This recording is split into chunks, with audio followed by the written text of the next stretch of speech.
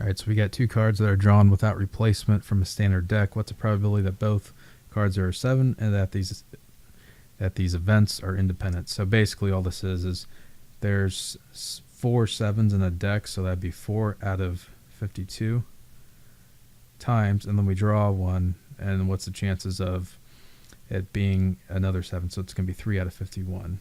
So 12 out of 51 times 52, I don't know what that is off the top of my head, but I know that this reduces down into, so this becomes 4, not 4, this becomes 13, this becomes 3, this becomes 17, this becomes 1. So 1 over 221. And they're dependent because one, when you draw it and you don't replace it, it affects the final outcome. So it would be this.